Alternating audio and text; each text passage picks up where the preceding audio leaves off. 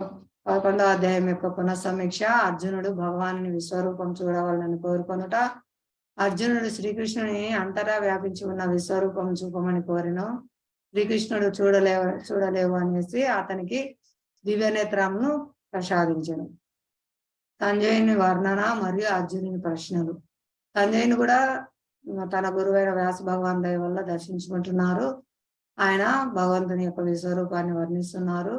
అర్జునుడు అడిగే ప్రశ్నలు కూడా అక్కడ చెప్తున్నారు అన్నమాట. శ్రీకృష్ణుని విశ్వరూపాన్ని చూసి అర్జునుడు ఆశ్చర్యపోయారు. తొలుత అర్జునుడు అంతటా వ్యాపించి ఉన్న లెక్కించలేనట్టి గొప్ప ప్రకాశంను గాంచను. భగవంతుని యొక్క దేహకాంతి బ్రహ్మజ్యోతి అండి, దాన్ని చూశారు. తర్వాత రెండవసారి అర్జునుడు భీతి గొలిపడి శ్రీకృష్ణుని కాలరూపంను చూశాను.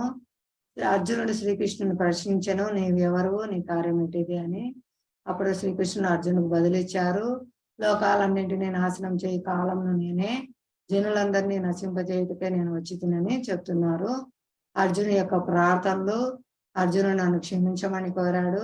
నేను ఇంతవరకు నిన్ను స్నేహితుడిలాగా అనుకున్నాను, యాదవ పక అని పిలిచాను, నీతో పాటు కలిసి తిన్నాను, నీతో పాటు కలిసి ఒకే మంచంపై పడుకున్నాను. అందుకోసమే ఈ విశ్వరూపాన్ని చూసిన వెంటనే అర్జునుడు భయం చెంది క్షమించమని కోరుతున్నారు. అర్జునుడు శ్రీకృష్ణుని కీర్తిస్తున్నారు. తర్వాత మళ్ళీ నాకు నీ యొక్క మూల రూపాన్ని చూపించు అని వేడుకున్నారు. శ్రీకృష్ణుడు తొలుత చతుర్భుజ రూపంను ప్రదర్శించి తర్వాత తన మూల రూపమైనటువంటి ద్విభుజ రూపాన్ని చూపించారన్నమాట. ఇది యొక్క అధ్యాయం యొక్క పునఃసమీక్ష. భగవద్గీత 11వ అధ్యాయము 36వ శ్లోకంలో ఒక భావము. అర్జునుడు పలికెను, ఓ హృషికేశ.